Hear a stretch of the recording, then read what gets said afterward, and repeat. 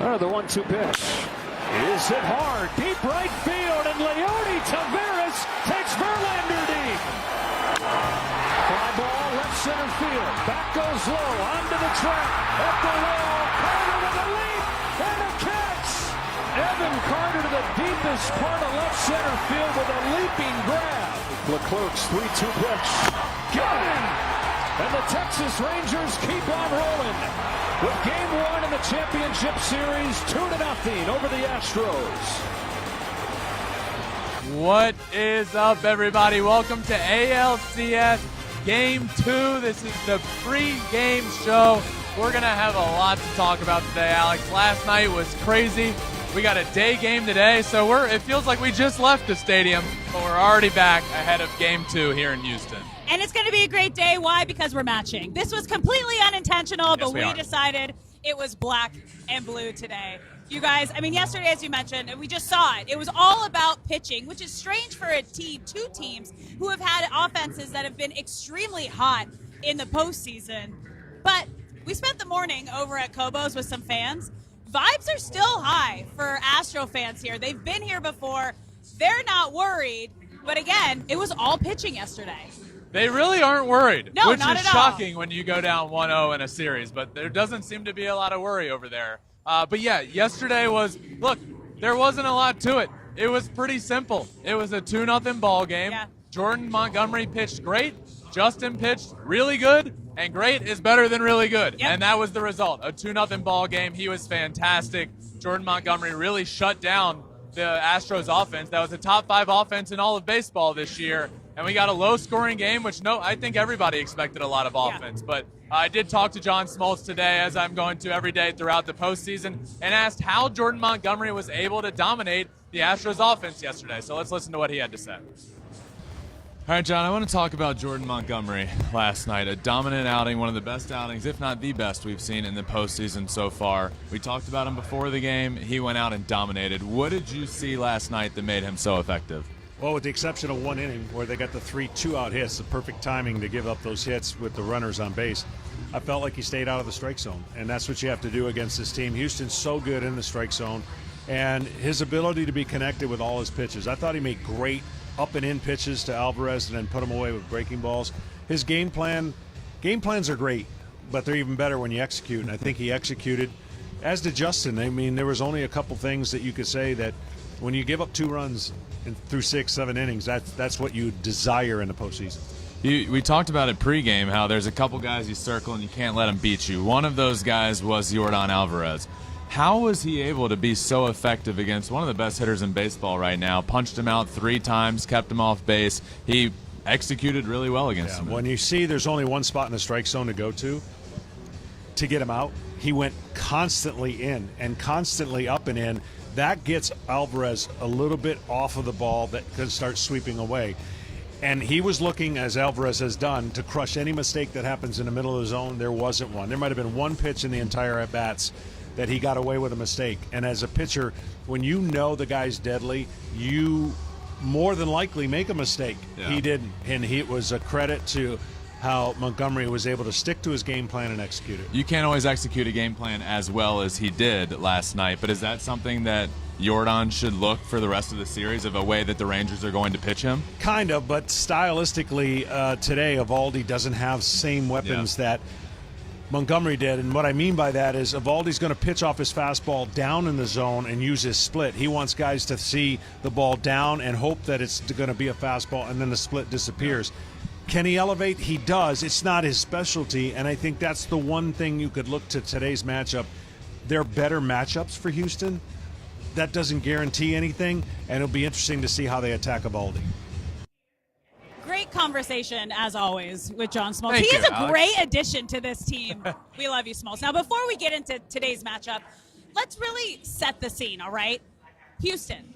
They've been here before. They've been down in the biggest series in the postseason. We even felt it from the fans this morning. They're not worried. Yeah. Then you have Texas, still undefeated in the postseason. They have the momentum. They have all the confidence right now. So how big is this game for both of these teams? Well, Alex, you're going to be able to turn on the TV and hear everybody out there today saying this game is do or die for the Houston Astros. Their backs are against the wall. They have to win this game.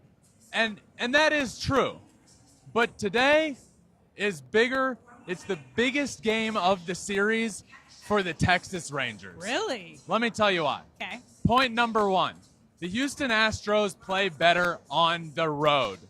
They have a 16-run higher differential on the road than the next best team. They were the best road team in all of baseball on the road this year. So this series is one game away from shifting to a place where the Houston Astros want to be, and that's the road. Let's flash back just a couple weeks ago, where the Houston Astros went into Texas and dominated a series there, swept them on the road in a historical series. It was one of the best offensive performances you've ever seen from any team in a 3-game series on the road. Okay? That's point number one. Next, 6-1. They were 6-1 on the road in Texas against the Rangers this year. So they dominate on that field and being on the road. Okay? That's point number one. Next, Game 3 for the Rangers. There's some serious pitching and health concerns for the Texas Rangers when it comes to their pitching, right? It's been announced that Max Scherzer is going to throw Game 3 in that series. Now, we don't know what we're going to get from Max Scherzer. So going up 2-0 in a series takes a lot of pressure off of the depth on that in this game and in that series for number 3. A 7-game series, the depth for your pitching gets exposed, right? Not over a 5-game series per se, but in 7, it absolutely gets exposed. So you have a hole in your rotation. Game 3, what are you going to do? You have Max Scherzer, who's going to throw maybe 3, 4, 5 innings, but will he even be effective is the question that I have, because we don't know what we're going to get. It's the same injury that my brother had earlier in the year. His rehab consisted of going to a minor league rehab assignment, then coming back and being on a pitch count and not being very effective for a little bit when he did come back. So we're just expecting Max Scherzer to come back and be the Hall of Fame pitcher that he is? I don't know if that's fair to assume. I don't know if that's fair to expect. So another reason why tonight is the biggest game of the series for the Texas Rangers, because they need that leeway and that space to go up 2-0 with Max Scherzer pitching. And lastly, the Texas Rangers have a chance tonight to put their foot on the throat of the Houston Astros. It's a 1-0 series right now.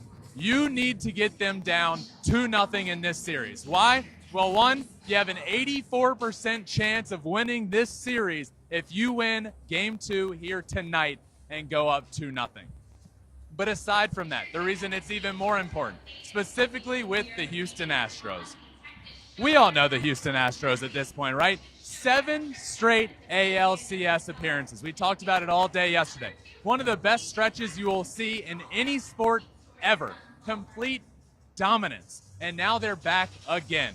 And I've said it a million times over the last month. The Houston Astros are inevitable. But they've won 2 World Series on this stretch, 2017 and 2022. Those years they didn't win a World Series, 2018, 2019, 2020, and 2022. 2021. Every single series that they've lost, they go down at least 2 games in that series. Every year they did win the World Series, the Houston Astros never once got down at least 2 games in a series. They are 14-0 in those series. So, the way to kill the Houston Astros is to get them down 2 games in a series, and tonight the Texas Rangers have an opportunity to do that. And history says if you can do that, if you can get them down 2 games in a best-of-7 series, you win. And if you can't do that, you lose. And they have that opportunity here tonight to be able to do that in just a couple of minutes. Well, let's dive into the pitching matchups we have today, right? So yesterday, we saw the team's best. Your brother and Jordan Montgomery. Little different story here today, and for 2 completely different reasons. The Astros have Framber Valdez on the mound, who hasn't had the best postseason so far. And then you have the Rangers with Nathan Eovaldi, who's had a great postseason, but not great numbers against the Astros. Yeah. What are you expecting to see from these two guys? Well, this is an interesting matchup because Nathan Eovaldi, in my opinion, is one of the best post-game pitchers over the last couple of years that we have seen. But you mentioned it, and we talked about it last night. He does not have very good numbers against the Houston Astros. So to me, how effective is he going to be? That's a confidence thing, right? He's pitching better than anybody in the postseason right now. He's been dominant. But mentally, that does wear on you. You know you don't pitch well against this Houston Astros lineup. How's he going to come out and execute? We will see. We've talked about how much he's filled up the strike zone lately, historically well. Can he do that again? On the other side of things, Framber Valdez appears to be pretty hit or miss. When he's on, he's on. We saw a no-hitter earlier this year. When he's not on, he gets in trouble. He loses command of the strike zone. So I'm interested to see. I think we'll know pretty early on how effective Framber Valdez is going to be able to be against this Texas Rangers lineup. But I also talked to John Smoltz earlier today about this pitching matchup of Nathan Eovaldi and Framber Valdez. Let's see what he had to say. Tonight's pitching matchup, Nathan Eovaldi, Framber Valdez. What are you expecting from these two guys tonight? Well, they're both strike throwers or can be. Eovaldi throws a lot of strikes, so early action for Houston. If they can get a pitch to drive, they didn't get an extra base hit yesterday. That's amazing. Only happened 7 times during the year. And for Framber, he's either been super dominant or a little bit off. And I think games like tonight will show why he can be the guy they're looking forward in the future to be a number one. Devastating sinker, ground ball machine, and obviously if he's got his curveball, things will go well for him. The Texas Rangers bullpen, it's been a big question mark in this series. Last night it was sort of a bend, don't break, right? The Alex Pregame ball could have gone one way or another, but it ended up being enough. The bullpen held up. Do you think the Rangers bullpen can hold up over the course of a 7-game series? Well, I mean, that's going to be the question of whether the starters for the Rangers can keep going 6 or 7. The answer would be yes. If they're exposed and if they kind of have a hiccup, that narrative comes back. Right now, the narrative is they're doing everything they have to do because offensively and obviously they haven't lost. So when you have a stain on your clothes, you hope to hide it, but if people can see it, it starts bringing it up, and that stain has been their bullpen, and so far they have not been able to bring it up in a negative way. That happens so many times in the regular season. Shocking. So you're saying when a starting pitcher goes 6 or 7 innings, it can cover up a bit some bullpen struggles back there. There's no doubt. Everyone talks about and focuses on the home runs. When you out home run a team, what the record is, I get that.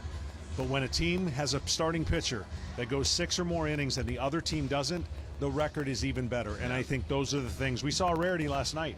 2 pitchers in a postseason game that went 6+ innings. A rarity in this day and age, for sure. All right. We broke down the pitching. We know what's happening on the mound and out of the bullpen here today. But now let's get to the bats because we didn't see a lot of offense yesterday. Let's start with the Rangers roster. A little bit of a changeup here. Biggest one, no Evan Carter in the lineup today. Why is that? Why'd they make the adjustments? Yeah, we see a bit of a good bit of a shakeup here with the Texas Rangers lineup, as you can see here. Biggest reason? Pretty simple. There's a lefty on the mound today. There was a righty on the mound yesterday. A lot of teams mix and match differently. You mentioned Evan Carter. I don't like it. Yeah. I don't like that one bit. I think Evan Carter should be in the lineup. I know he's a left-handed hitter. He's a young guy, but look, Evan Carter, I don't know if the Rangers win that game last night if it's not for Evan Carter. No way. Obviously, offensively, a double early in the game, ends up scoring the first run. But he made about 4 plays in the outfield yesterday that saved the game, including the one late in the game against Alex Bregman out in the outfield. So they do shift that around. Robbie Grossman's going to be in left field batting third, but I just really think Evan Carter adds a dynamic to that lineup. It's a very aggressive lineup, especially top of the lineup. Evan Carter changes that. He's 21, but he has the plate discipline of a 31-year-old. He has the plate discipline of a veteran. You take him out of the lineup, I don't love that, but we'll see how that plays out. But again, Nathan Eovaldi on the mound tonight for the Rangers. Who is your Rangers player to watch today? It's got to be Nathan Eovaldi for me. One of the best postseason pitchers we've seen, but I mentioned it. He's been dominant in the postseason, struggles against the Astros. Something has to give. We're going to see something give tonight, one or the other. What's it going to be? He's been locked in. He's a strike thrower. We just heard John Smoltz say that. He throws more strikes than anybody in the playoffs. Historically good in the playoffs at throwing strikes. can he subdue a Houston Astros lineup that he normally doesn't do very well? My player to watch is Corey Seager, right? He went 1 for 4 yesterday, but he's still batting .389 this postseason. And I think if he can get the bats going, hitting becomes contagious, especially in the postseason. Yeah. And he is the leader on this team, leader on this lineup offensively. So if he can get it going, I think the rest of the guys get it going as well. But now let's move to the Astros lineup, who, Ben, also made some changes today. Well, one, to me, Michael Brantley's in the lineup. That's good. Why was he out of the lineup in Game 1? I don't know. But I'm not Dusty Baker. I don't make the lineup decisions. But I know not scoring a single run in a game isn't going to win you any ball games. Nope. I promise you. You will never win a baseball game, ever, without scoring at least one run. I don't know why Michael Brantley wasn't in the lineup, but he's back in there tonight. Again, a few differences because yesterday the Rangers threw a lefty in Jordan Montgomery. Today there's a righty out on the mound. So we see Kyle Tucker move up in the lineup. We see Michael Brantley in the lineup. Those are the big changes for me. I'm happy Michael Brantley's back in there. Think he should have been yesterday. Another interesting thing to watch out for here, Alex. Yeah. Yordan Alvarez struck out 3 times yesterday, didn't play well. Came out today that he is dealing with a virus and is very sick. Ooh. We didn't even see this because we No. were up here, but Yordan wasn't even out there for the player intros yesterday. So he really is very sick, doesn't feel great. Bad game yesterday. Keep an eye on him and how he's able to do. Brutal. Okay, who's your player to watch for the Astros? For me, it's Kyle Tucker.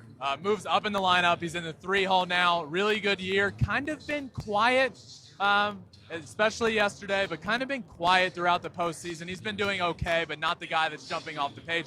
Gets a jump in the lineup. He's moving up to the 3 hole. He now has Yordan Alvarez protection behind him.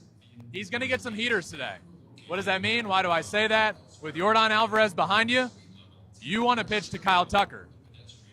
Do you want to face him? No, but you'd rather face him than Yordan Alvarez. So Kyle Tucker's going to get his chance of getting some good pitches to hit. I think he can capitalize today and have a good ball game.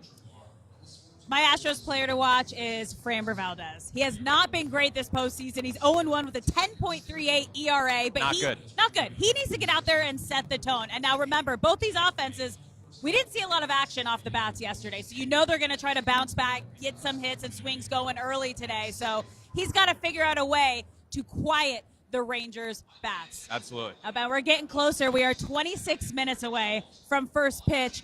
What is going to be the deciding factor in Game 2 today? The Astros offense.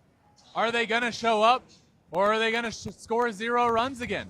The offense didn't show up yesterday. Now, I will add, they did have their hits, and they did have some hard-hit balls, but they weren't able to capitalize when the moment presented itself. We saw Martin Maldonado in the 4th inning come up with the bases loaded.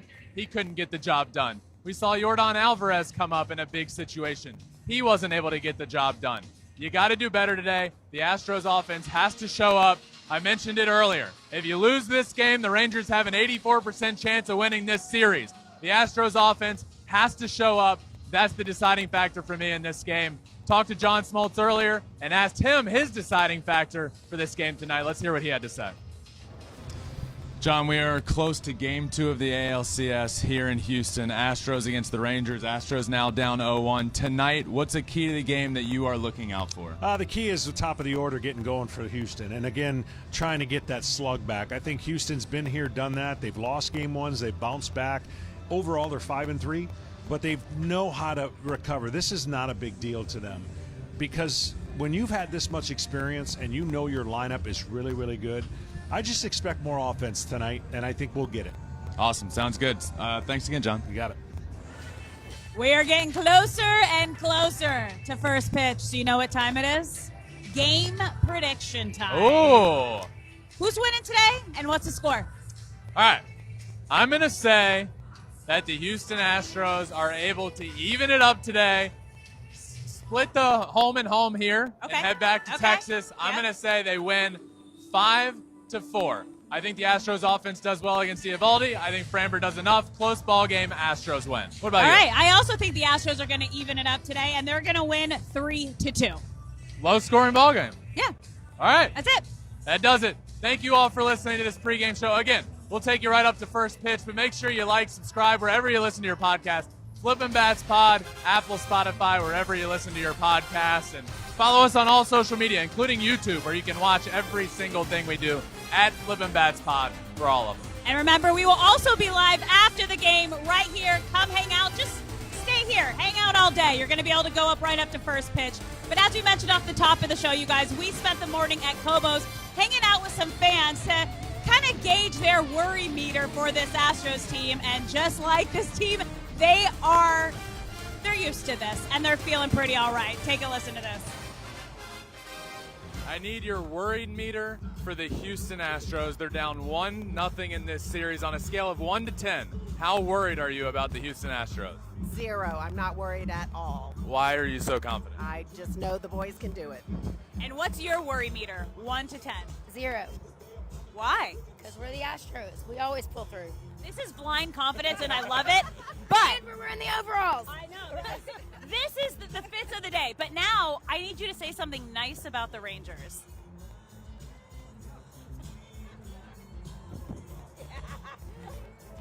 I don't know. I guess we'll share the state with them. That's it. All right, we're here with my dad, Yeah. Mr. Verlander. And Dad, question for you. I need your worried meter on a scale of 1 to 10. How worried are you about the Astros being down 1-0? A 2. A 2. Why are you so confident? Because I feel really good about our past history. I mean, we lose game 1. We won the series last year. I like the matchup today, and I feel like we go down to Texas 1-1. We're in good shape because we really play better on the road than we do at home.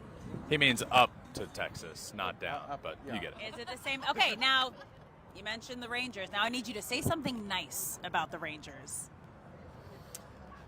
Something nice about the Rangers. They wear a pretty color of blue. That's nice. That's good. That's Perfect. All right, we're here with my guy, Kobo. This is his place, by the way. Love it here. Kobo, I need your worried meter on a scale of 1 to 10. How worried are you about the Houston Astros being down 1-0 right now? 0, man. They're still our little brothers, so we're not worried about it. Why are you so confident in this? We're the Astros, man, and until we're not, we still are. So we're good. Hey, we lost game 1 last year of the World Series. And, you know, we all know what happened then, so we're good, man. Texas is a really, really good team.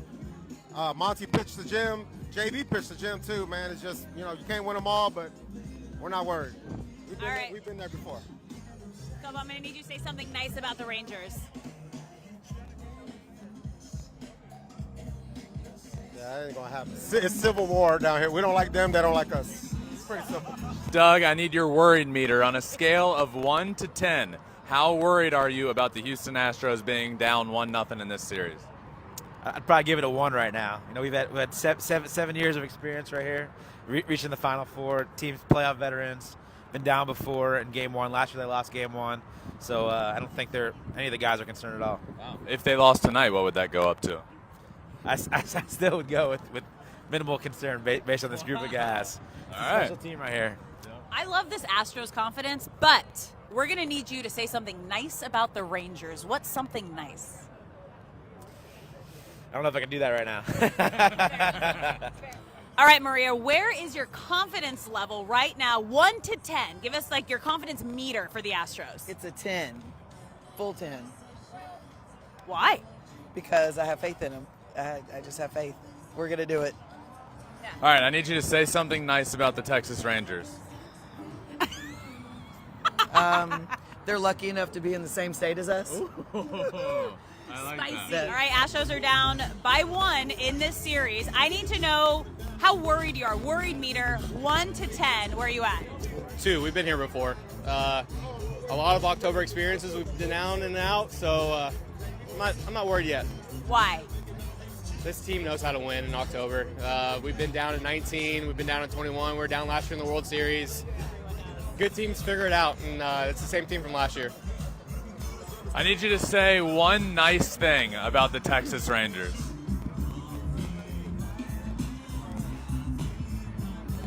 The Navy Blues are all right. The Navy Blues are all right. Navy Blues are all right. That's about all. Yeah, no comment. All right, the Astros are down 1-0 in this series. I need your worried meter. On a scale of 1 to 10, how worried are you about the Houston Astros? I would have to say probably a 7 or 8. I was hoping they would have won yesterday. Why are you so worried? Well, I feel like we should have been able to get a win from the very beginning. I like that. I like it. Now, this one might be tough, but I need you to say something nice about the Rangers, the Texas Rangers. My only thing nice I have to say is we actually have a friend, or my husband's friend Robbie plays for their team, so we kind of have to root for both. Robbie Grossman? Yeah. Oh, That's great. That's fair. Yeah. Awesome. If I had to say one nice thing, that would be the nice thing. So we'll root for him when he wins. Go Astros and go Robbie. Yes, exactly. Perfect. Thank you.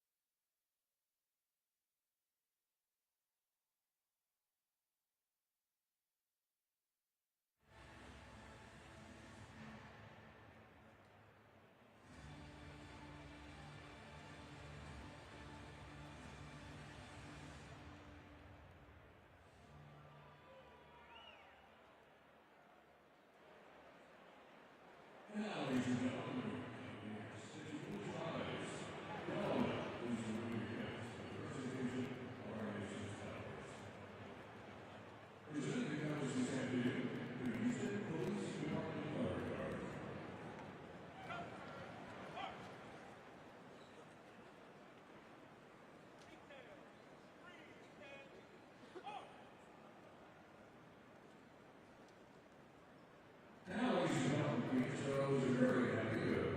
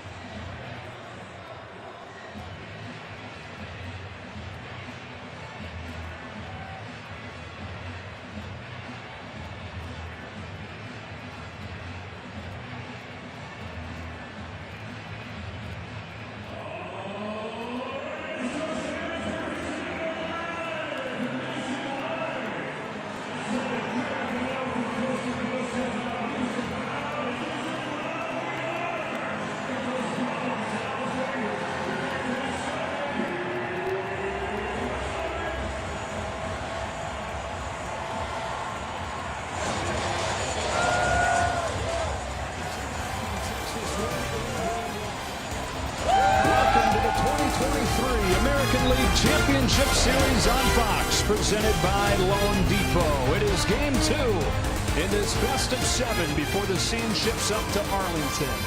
Welcome inside with the Hall of Famer John Smoltz. I'm Joe Davis. The offense was the story for the Rangers all season, but here in October, the pitching just as impressive. We saw Jordan Montgomery last night, and it's Nathan Eovaldi today. Well, this club was put together for pitching, and a lot of those guys got hurt. And they're tired of hearing about their pitching woes because the two starters have been dominant, and that's Montgomery and Eovaldi. Eovaldi may be the most hot and dominant starter for the Rangers, and you see when you have numbers like this, you can understand why they haven't lost, and you can understand why they feel good. Now they're up against a great task of the lineup that they shut down in Game 1, and I think it's going to be an even tougher task for Eovaldi because you know Houston's going to be ready. Yeah, you feel like they're due anytime they lose a game. It's been one of the hallmarks in this run for the Astros.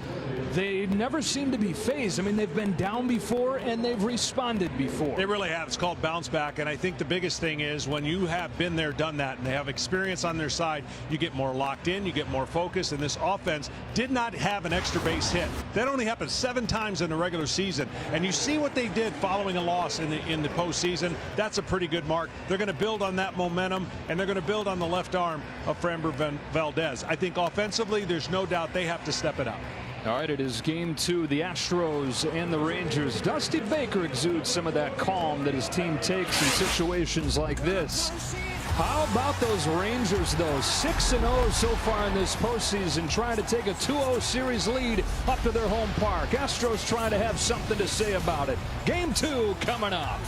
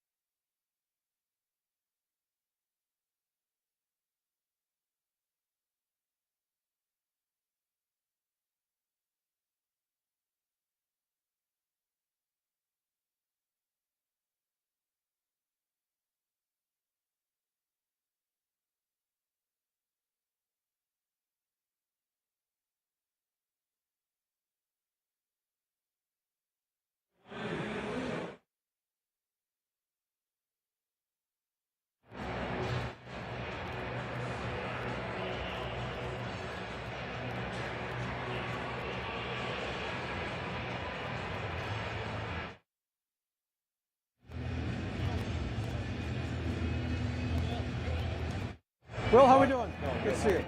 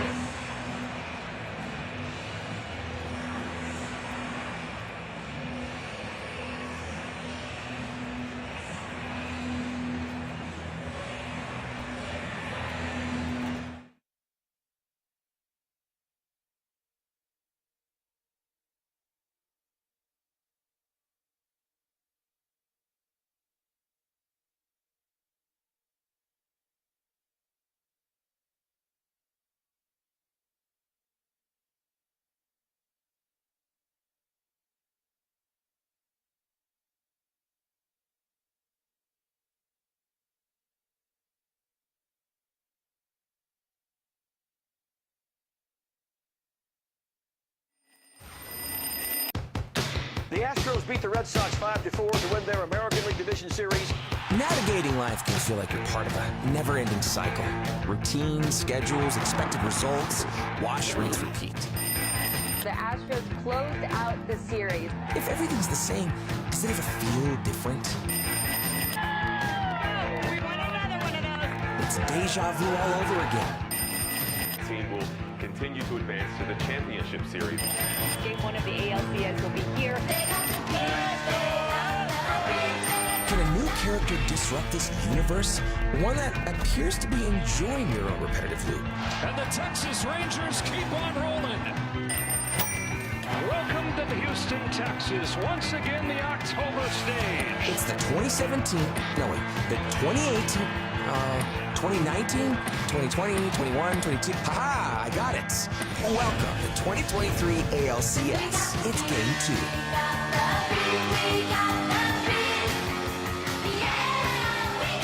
Groundhog's Day around here. Rangers trying to keep on rolling, 6-0 to begin this postseason against a team that is well equipped to handle these situations. Starting lineup for the Rangers in Game 2, sponsored by IBM. One significant difference to it. Robbie Grossman in the game in left field. He takes over for Evan Carter there. Bats third, his first appearance since Game 1 of the division series.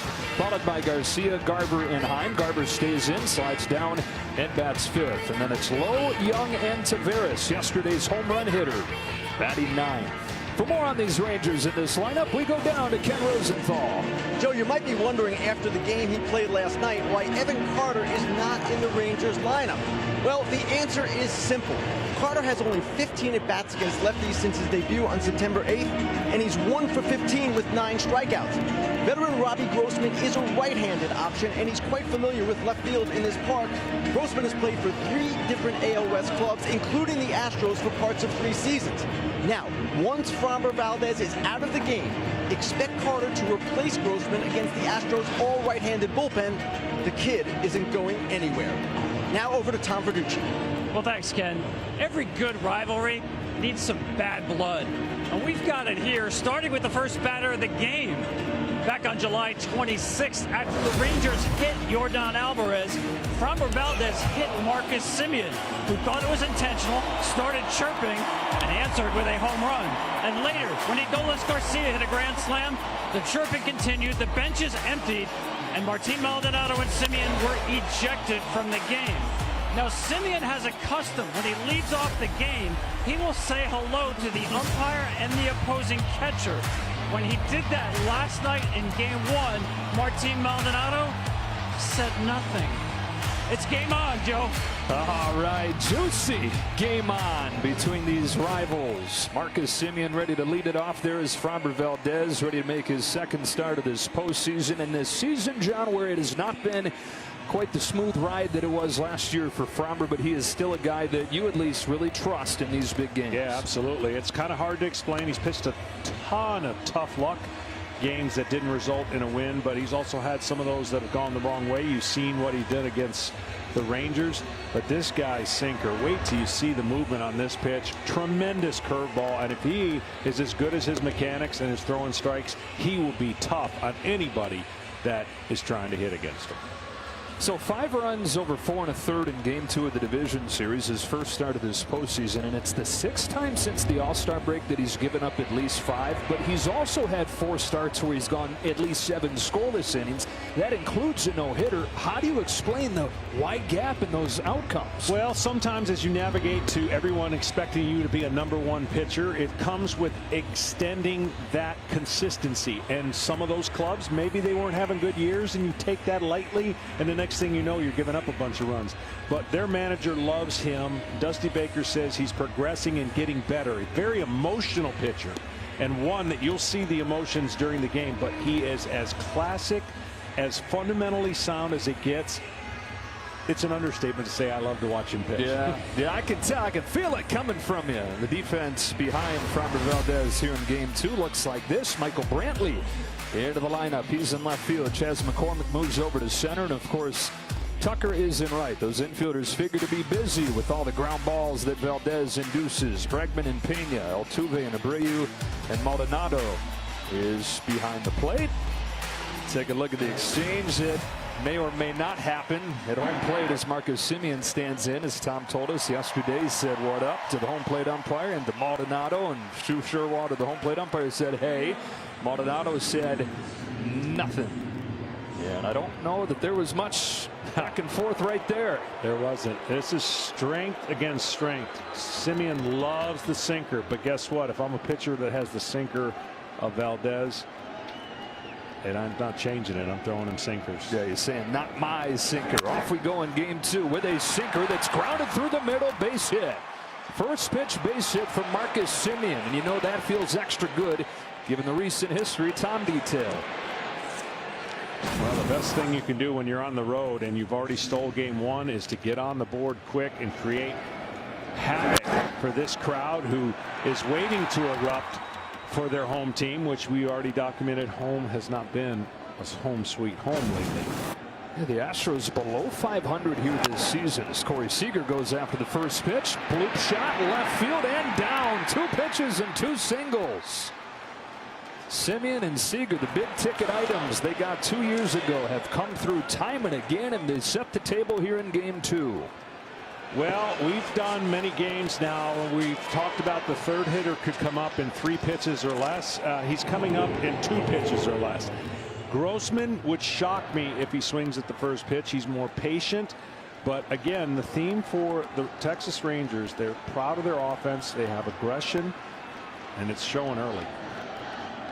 First one to Grossman. He takes in the dirt. This is Grossman's first appearance for the Rangers since game 1 of the division series. He was the starting 3-hitter for the wild card round in the first game in Baltimore, but he went 2 for 14 with 8 strikeouts. And remember, they put Mitch Garver into that spot. He hit the grand slam.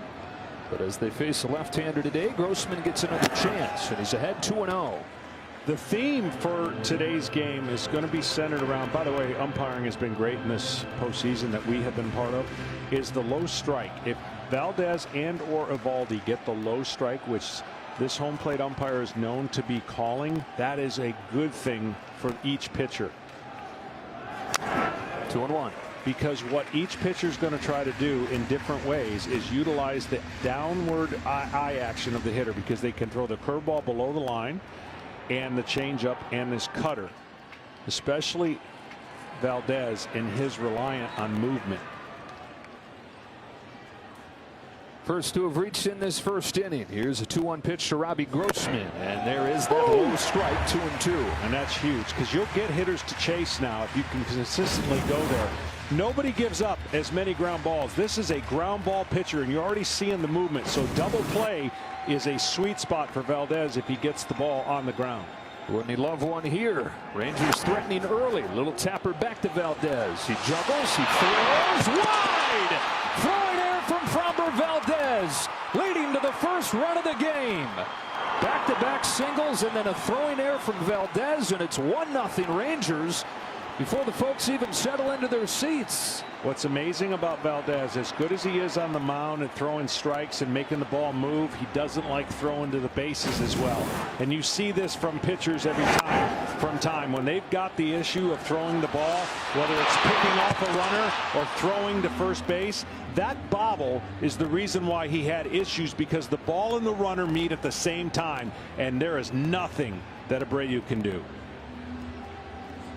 Now, we've talked, John, a little bit about the mental side of things for Framber Valdez, and he even says when he's good, it's because he's locked in, focused. When he struggles, it tends to be when he's not quite there mentally, and you can already see, and understandably, frustration through 7 pitches. Yeah, and really, I mean, a ground ball up the middle, a little flare into left field, and then that. We're not talking exit velocity 110 or 105, but that's baseball. Adolis Garcia pokes the first one into right field, base hit. Seager in to score. Grossman to third. 2-0, just like that. 8 pitches into the game. They've got 4 base runners. They've got 2 runs. Well, again, if you're the visiting team, you get a chance to shock the opponent right away, and their game plan has been simple. See that movement? If you try to pull that pitch, you're going to have an out. But he went right with that pitch. And discipline and approach for the Rangers has been unbelievable this postseason. That's why they haven't lost. After a 2-0 win in Game 1, it's already 2-0 in Game 2. And Mark Ripperger, the home plate umpire. A little equipment malfunction. Gives us a chance to tell you about his friends. The only chance we would get to tell the way this game's going. There's no doubt about it. Crew chief is Marvin Hudson, who's at second base. He'll have the plate for Game 4. Adolis Garcia with an RBI single. Yesterday was his first game of the postseason where he didn't have a hit. Doesn't waste any time here, and it's some sweet kicks. Tom Verducci, what do you got? Yeah, this looks like a repeat of the game plan last night for Tim Hires and the hitting coaches for Texas. Last night against Verlander, their goal was to take away early fastballs. Do not concede an early fastball, and they did swing. First pitch, 8 of the first 13, and here today, 3 of the first 4 jumping on first pitch sinkers from Valdez. And it's one thing to have that. It's another thing to get the pitch and do something with it, because what Valdez can do is pound you into the ground and get a lot of quick outs. And the next thing you know, he's thrown 7-8 innings. And that's when he's great. That's what happens. And John, the Rangers won yesterday's game without getting anything from the top of the order. It was all the bottom of the order that contributed yesterday, but top of the order getting involved here. Well, you knew they were going to be not wanting to talk about that, even though a team win. You know the top of the order is what's made Texas so great. Well, how about these aggressive swings from these Rangers? Well, you see that ball's down, and he just goes with it right up the middle. Again, if you're trying to pull that pitch, and this is just one of those things, you just hit it in the perfect spot. But that's the best approach I've seen on that sinker, to go the other way. Maybe some more curveballs come into play because of that aggressiveness. You have a game plan. Sometimes the team and the approach makes you change it. First and third, Mitch Garver, first pitch curve. And if you're the starting pitcher and you just get hit in the mouth right away like this, how do you steady and move on? Well, it's tough because the magnitude of the game means more. If there was a regular season game, it wouldn't be as much emphasis. Garver now yanks the line drive into left field. That'll drop in for another Texas hit, and it's 3-0. The 4th hit out of the first 10 pitches of this game. Wow. Yeah, so now you're a little more concerned, right? You never pitch a game trying to get that first out. There's the changeup, and that one just, again, along with the hitters, they're making good paths at the baseball and singling them here in the first inning. Paper cuts. First and second. Jonah Heim fouls off the first pitch. And this is what the Rangers can do. The top run scoring team in the American League all season. And everybody you talk to that watches the Rangers, that prepares for the Rangers, said that's the #1 thing. You've got to be able to avoid the big inning because it can happen so fast. Another curve, and it's 0-2. Well, last night, of course, we talked about the first 4 hitters not really getting much done. Well, top-heavy lineup is come out swinging, and you wouldn't know the difference between being up 4 or down, up 3 or down 3 with Bruce Bochy. He's steady as they come. Heim fouls that one into the glove somehow, squeezed by Maldonado for the first out. Heim's arguing that that thing bounced. I don't know how it didn't.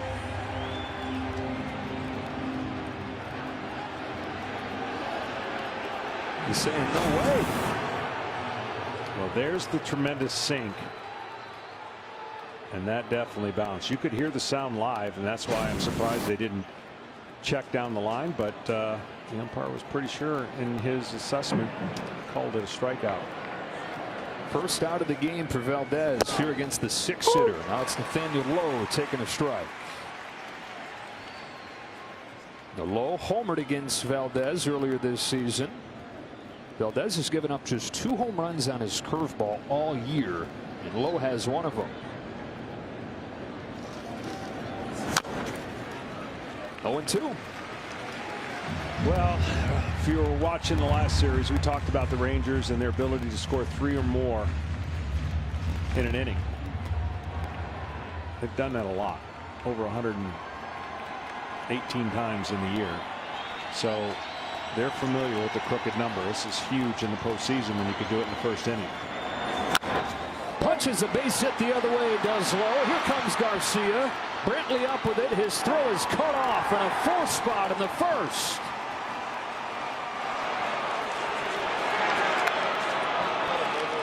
Four runs on 5 hits and an error against Framber Valdez in the first inning. Super disciplined, and without the shift, the ultimate shift, he hits it away from where they are playing. He goes right through that 5-hole, if you will, between the shortstop and the third baseman, and it seems harmless. And the inning, it's 4 runs with a lot of just perfectly executed placement of their hits. 8th man to bat is Josh Young. Takes ball 1. Young in his first postseason hitting .391, just the latest box for the rookie to check. Came up last September, checked the box on his first swing with a home run. Made his first opening day roster this year. All-star as a rookie. And it just has not mattered what the challenge has been. This guy's been up to it. Well, all of the hits have been in the strike zone, and that's just something that you're not used to seeing off of Framber. He's getting people to go outside the strike zone and ground balls. It's completely taken the crowd out of this game. You pin drop in this place. I would think here, going to the curveball, trying to get that off that foul ball height of that fastball, try to get the curveball to go to that back foot of the right-handed hitter. First and second, one away, 1-2 pitch. It is that curve, but Young takes it. Yeah, and if he is connected, okay, and not throwing too many of those in a row, the curveball starting in the strike zone, ending out of the strike zone, that one started too low for Young to go after. I'd back it right back up with another curveball, trying to do the exact same thing with a little height adjustment on it. 2-2. There it got it. Well done. Second strikeout of this first inning for Valdez. That pitch is his signature pitch. It's so difficult for hitters because he has so much break on it. And he throws it with such ease. First and second, 2 gone. Leody Taveras, one of the stars of game 1, with a home run against Justin Verlander. Switch hitter, flips around, bats right-handed against Valdez. Now, Taveras in September hit above 300, started gaining some steam going into the postseason, and he's kept that up. .333 average in October. Garber at second, Lowe at first. 2-0 on Taveras. See, sometimes the freedom you have to pitch, a lot of it has to do with the comfortable of a scoreboard, right? When you're down 4-0, that tension just takes you away from that freedom, and then your pitches get, the emphasis of making perfect pitches starts creeping in your brain. You can't allow that to happen. Easier said than done. You know, you start getting to be and trying to be more perfect. When this shocks your system, it's doubly more impactful in the postseason than it is in the regular season. Guys had so much success in the postseason. You know, he struggled in the World Series in 21, but then was kind of boosted by that into the offseason, determined to be better last postseason. He had a 144 in 4 starts in the World Series run last year. But he gave up 5 runs in his first start of this postseason last week in the division series, and he's given up 4 in the first here. And again, just a great approach. They're not tattooing him. They're just putting good swings on pitches that they can get up in the zone. Everybody will tell you a collective effort is make him get the ball up. Well, how do you make the pitcher get the ball up? But when he has a really good sinker, you have to see the ball at a certain area and know that that sink is going to be up, and those are the ones you got to go after and stay off of the ones that end up below the zone. If it's high, let it fly. If it's low, let it go. Runners take off on a 3-2 that Taveras lifts into center field. Back goes McCormick. He's got room, but the Rangers have 4. Most runs they've ever scored in the first inning of a postseason game, and it will be an uphill climb for the Astros in game 2.